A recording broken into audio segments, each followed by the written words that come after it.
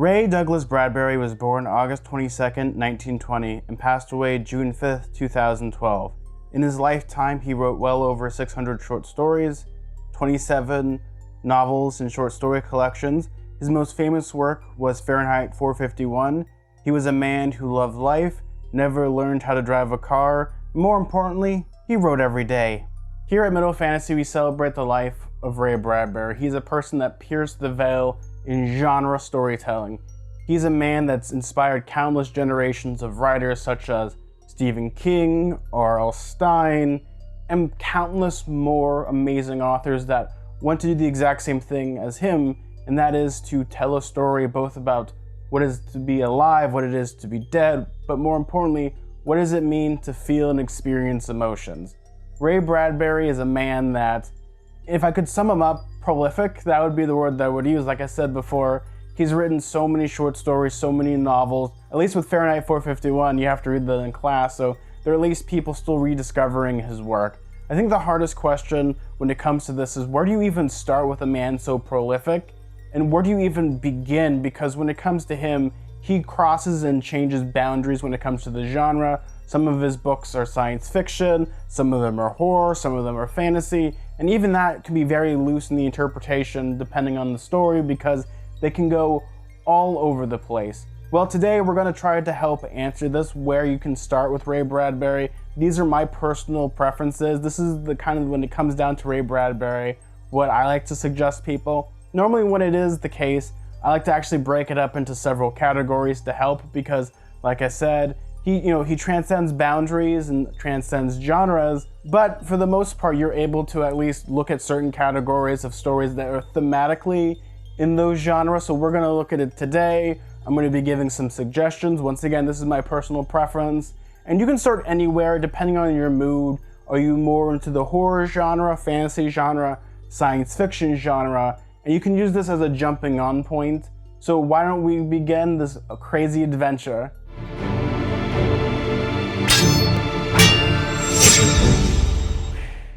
So we might as well start with science fiction first because that is what he's known for. Now, the book that we're going to start with first, if you're going into this recommendation list, I would recommend The Martian Chronicles. These are a series of short stories that take place on Mars at various generations of the planet. And what I love about these stories is each one is different, and some of them are weird, but each one tells a moral lesson about what it means to be human, but actually at the exact same time, what does it mean to be a Martian, or what does it mean to be an individual that actually has thoughts? There are stories in here that span from pretty much what would happen if we actually went to Mars and we pretty much did the Christopher Columbus thing of we didn't know that we had disease and what would happen that way, down to melancholy stuff when it comes to a lot of the stories. It transcends the idea of exploration, but a cautionary tale of what would happen if we actually go out to Mars and we see new people, new life. What would we actually do and how would we change them? Because there's some stories in here that even don't really revolve around Mars. That's the end goal, but it's more of the human experience rather than just, look at us, we're on Mars, I can't breathe, there's no oxygen. That isn't the case when it comes to the Martian Chronicles. So the next one I would pick when it comes to science fiction is actually the Toyn Bean Convector, which for me, this is a really fun series of short stories just because when it comes down to it, what I love about it is kind of the imagination. The first story, the titular, the Toyn Bean Convector, is one of my favorite stories of all time. It's a time traveler story with a twist, and that's something that I love that Ray Bradbury actually does when it comes to his science fiction, is that he always has a unique twist that he can put onto something that will make you think about really what you're reading, especially when it comes to a lot of ethical dilemmas when it comes to science fiction. And when we get this new technology, what are we going to experience and what will actually happen? I think he uses more common sense, like, hey, let's have this cool idea for time travel, but when it comes down to it, is it going to work? Is it going to save the whole world? Or will people use it for their own desires and selfishness? I mean, A Sound of Thunder, that's a good example of what happens when we mess up and we decide, we can use time travel for the stupidest reasons, and do those reasons make sense? No, not really, but it's cool to shoot a dinosaur. I mean, that isn't in this one, but we'll get to that one. But I really recommend this book, especially when it comes to, if you're looking for science fiction with a flair, you're not sure where to start. this is a go-to, same as with the Martian Chronicles. Now the last one I'm going to do is the one that I think most people are already going to know what I'm going to put up, and that is actually Fahrenheit 451. This is one of my favorite stories of all time. I don't consider this a novel. I guess you would call these a novella, but this is the book that made him famous, and this is the book that, for me, does speak a lot, especially when it comes to the ideas that come into it. If you want to know the basic outline for people, it was a pleasure to burn. You follow a fireman who pretty much, his whole job is to burn books. And this is a series of events that lead him to appreciate what is reading, why are people even burning books. And this is a story that really invokes a lot of things about censorship, as well as what it means to, pursue the art of self-education, as well as, because everyone's doing this, you kind of think, why do you do the exact same thing? If all the lemons are going off the cliff, do you want to go with them? So now we're going to be moving on to horror. By the pricking of my thumb, something wicked this way comes. Yes, we are going to be talking about Something Wicked This Way Comes. This is my favorite Bradbury story of all time.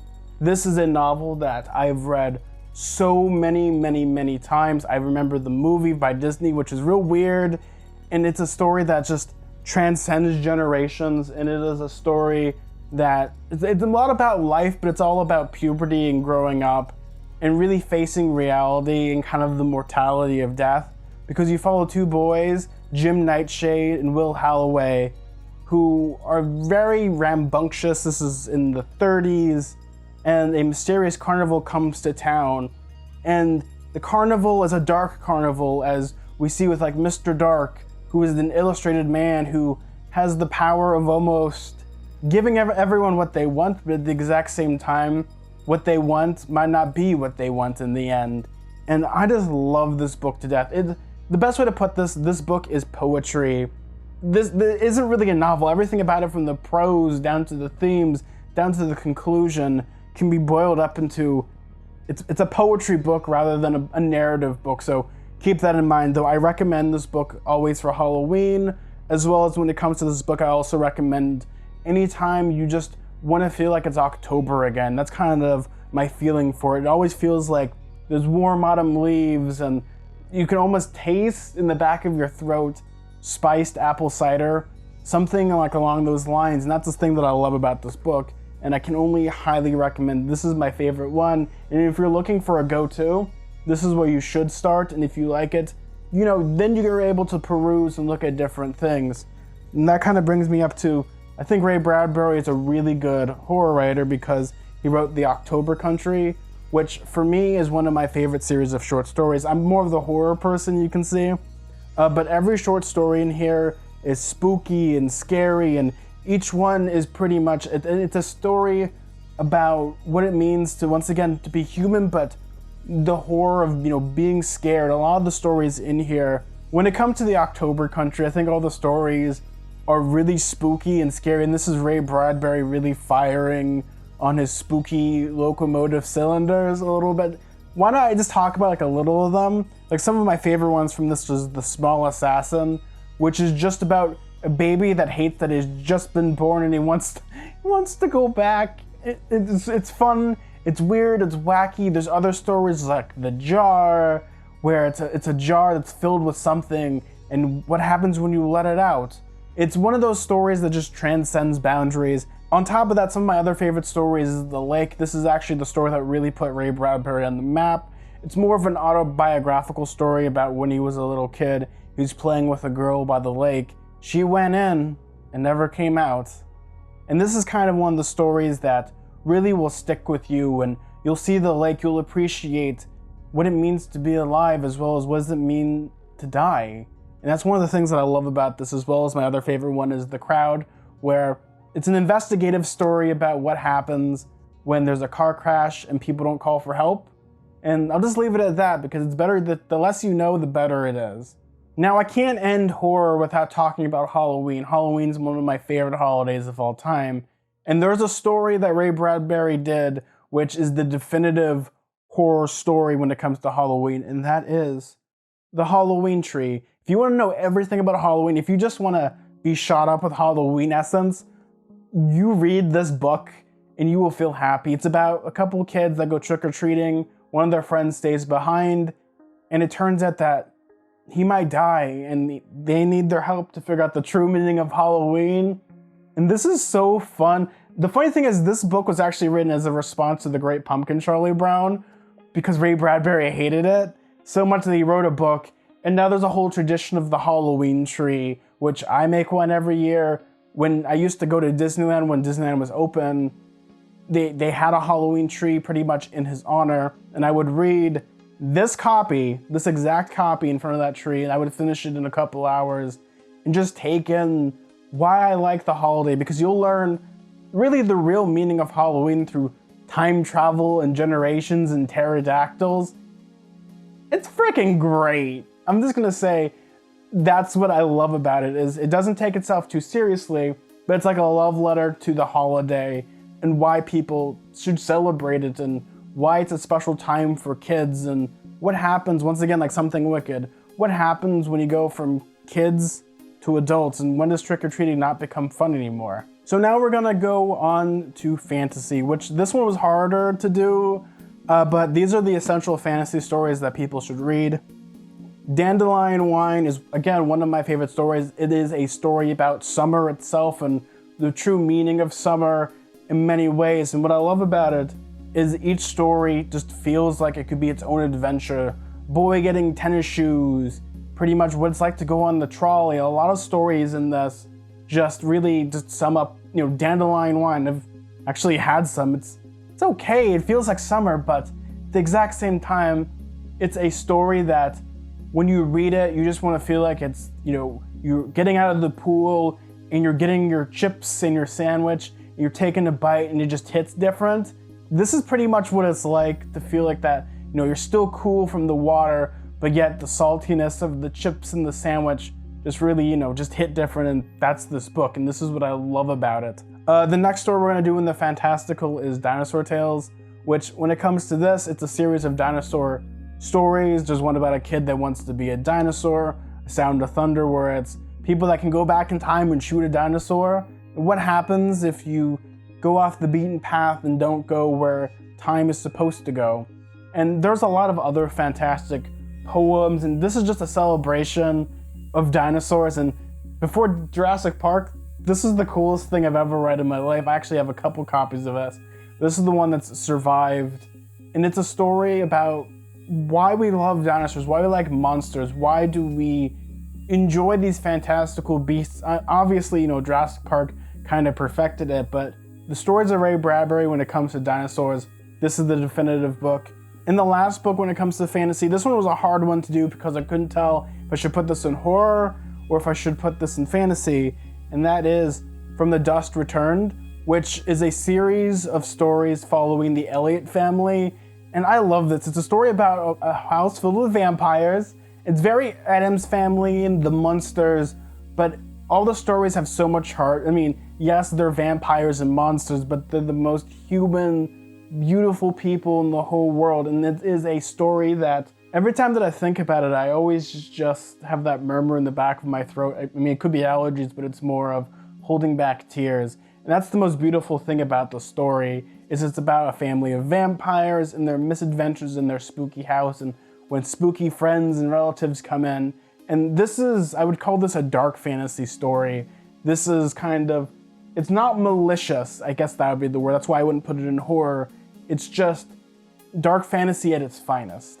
Now I'm gonna talk about some books that I'm gonna give some honorable mentions, especially I couldn't figure out where to put them, but I just wanted people to know these exist, and these are some books that really will help if you really like Ray Bradbury and you want something more miscellaneous that he wrote. So the first book that I have is The Zen and Art of Writing. This is such a good book about not just writing is the main point, but just being creative.